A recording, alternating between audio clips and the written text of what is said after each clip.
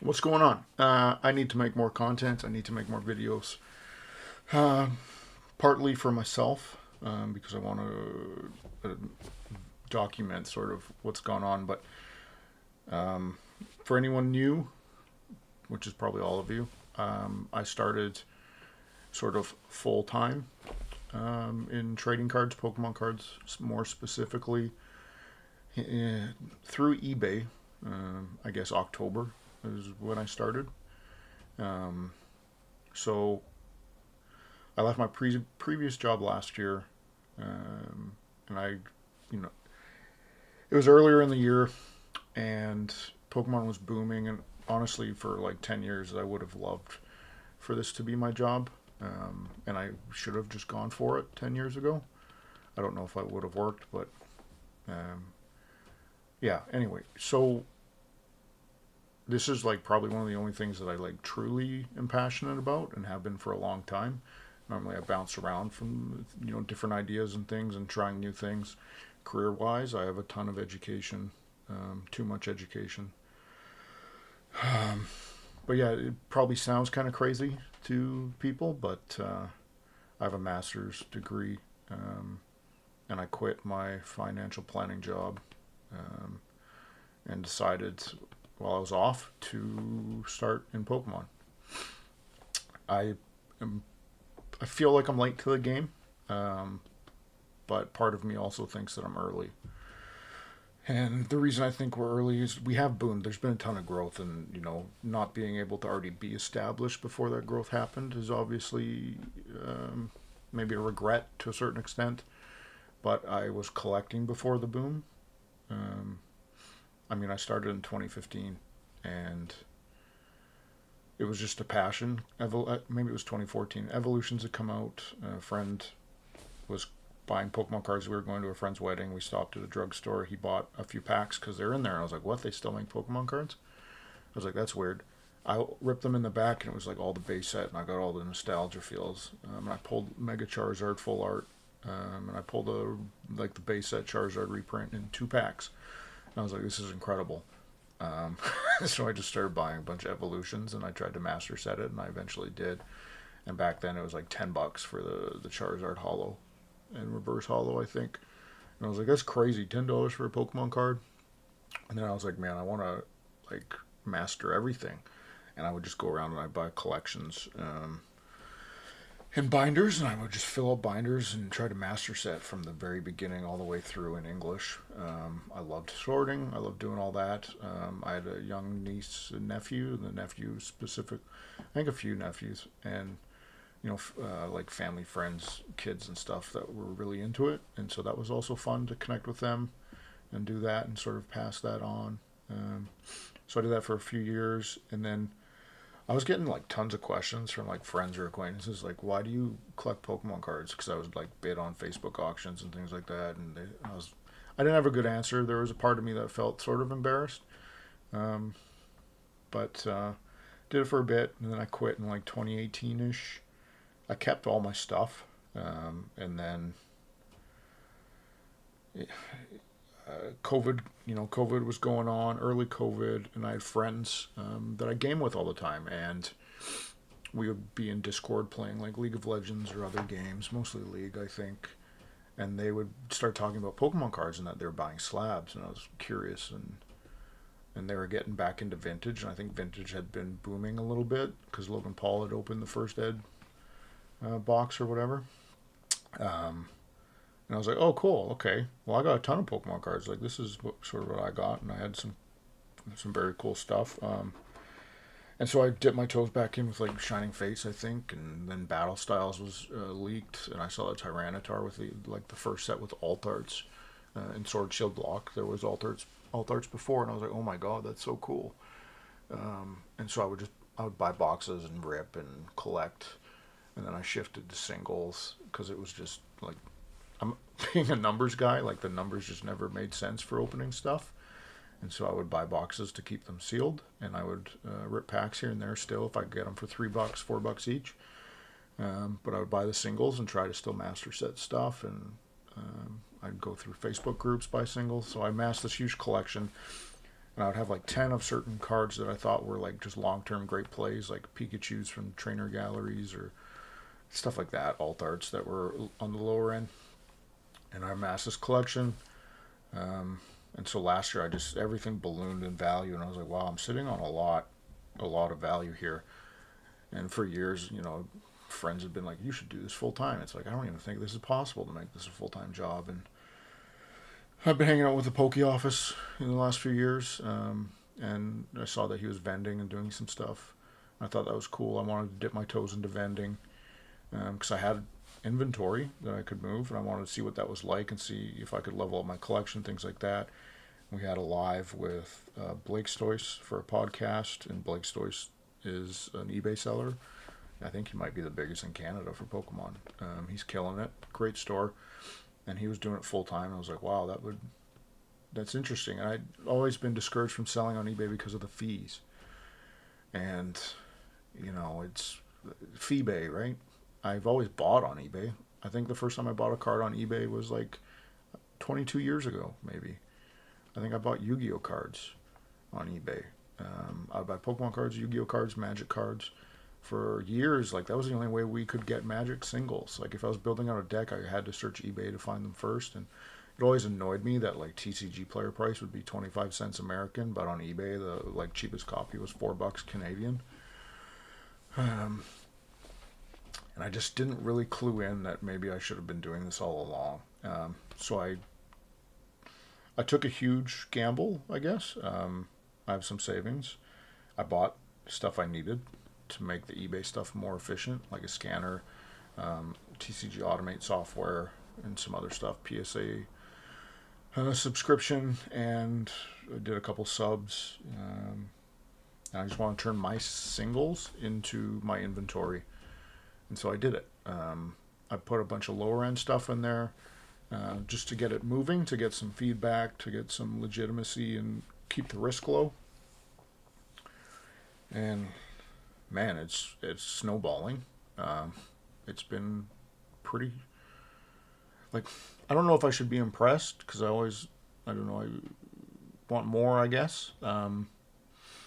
But I mean, I'm over 55,000 in sales in the last 90 days, and I think almost half of that is the last 30 days, which is pretty wild. I remember first starting in the first month and a half or so, I wanted to hit the $10,000 in sales goal. That was kind of my number.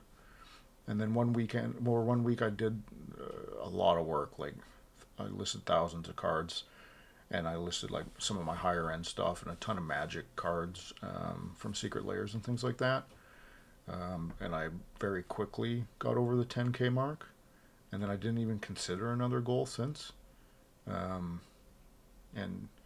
stuff kind of ebbed and flowed a bit after that huge weekend. I think I had like 120 orders to ship. And that would have been over a month ago now, maybe a month and a half, 2 months ago. And I didn't have another weekend that good since. And then, man, the last like 2 weeks, like January, has been insane. And I don't think it's necessarily because I uploaded a bunch of new awesome inventory. I have put in a decent chunk. My goal is to have 10,000 unique cards in my store, and I'm not there yet. I'm probably around 6,500 maybe. I'd like to get to 10,000 unique cards, but the goal is volume.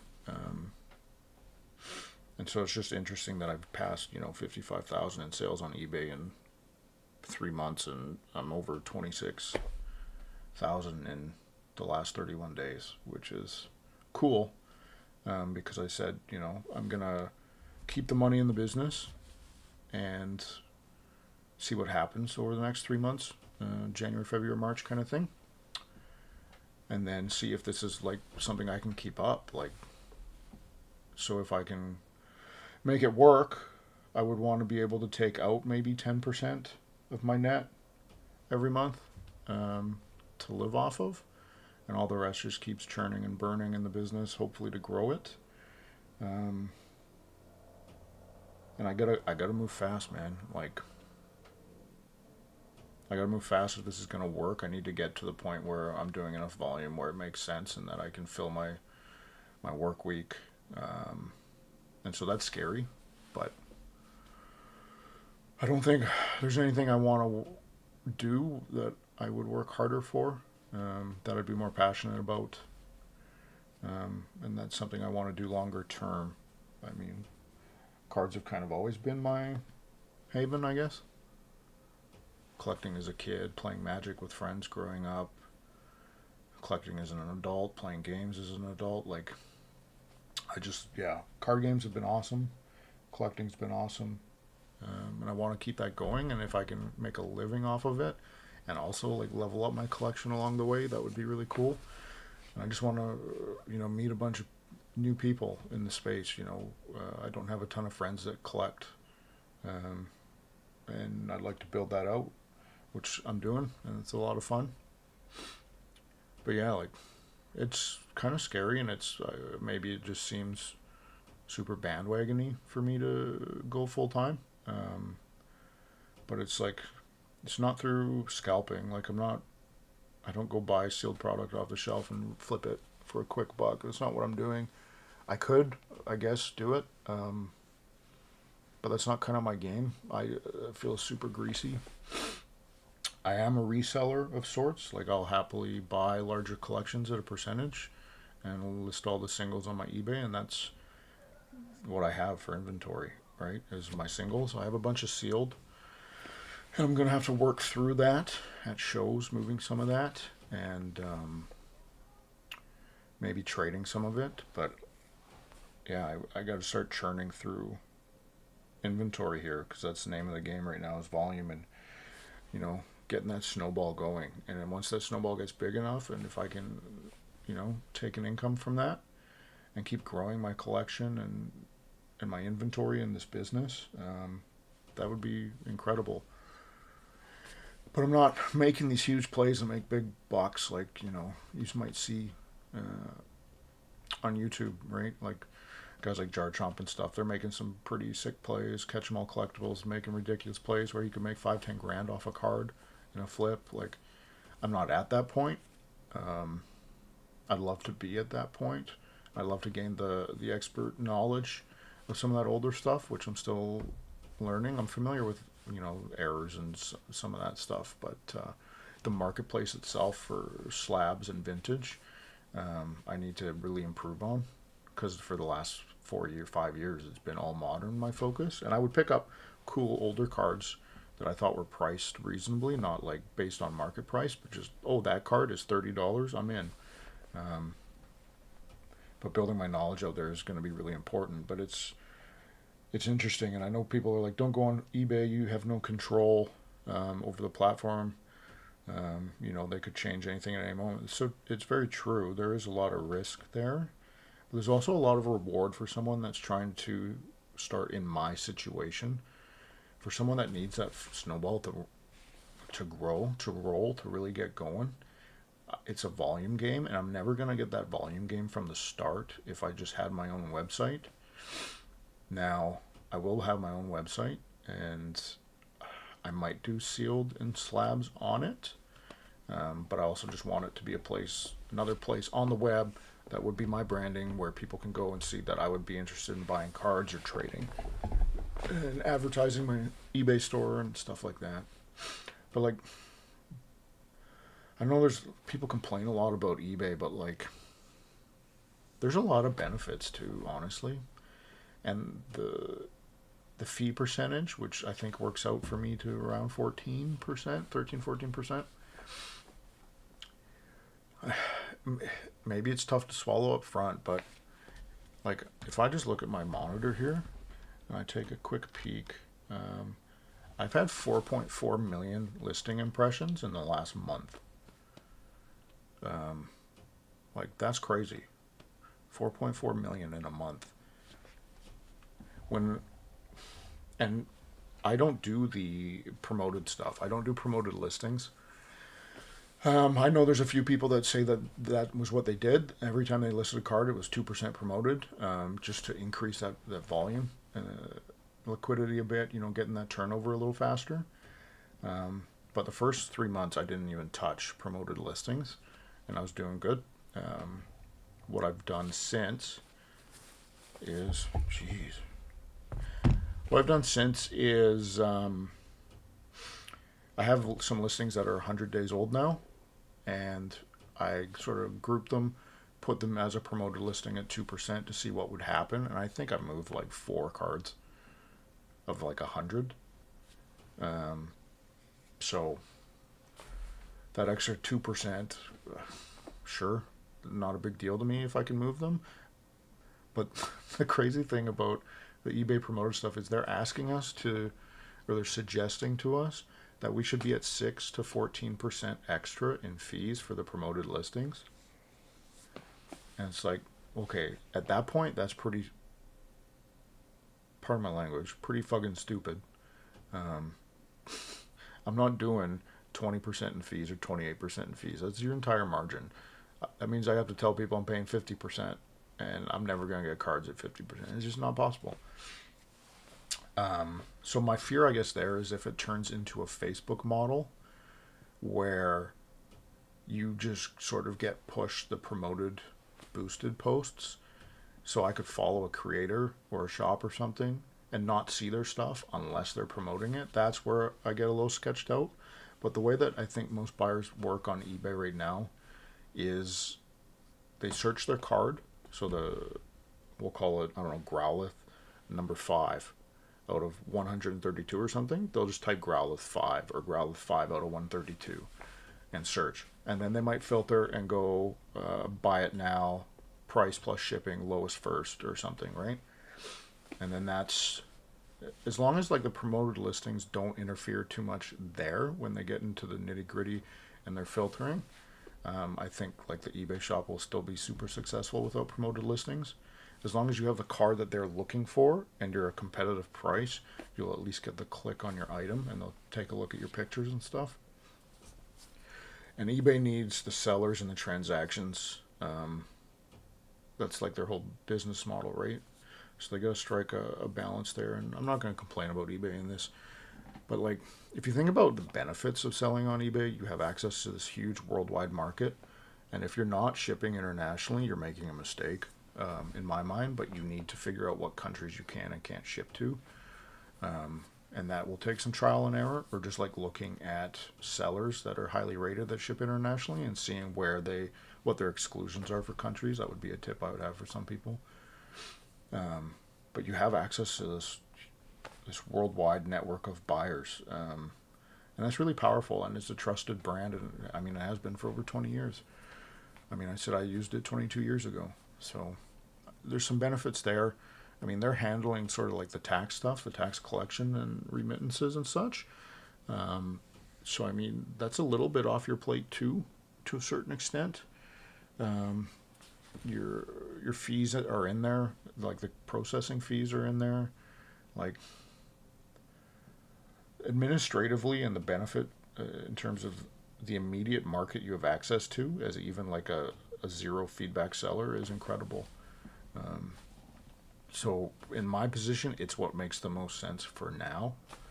And if, I build up and I get lots of good feedback and I can get it into eBay Live, then maybe I'll do some rips and stuff as a way to like introduce some sealed stuff or even auction off cards on lives, which would be just a way to diversify a little bit.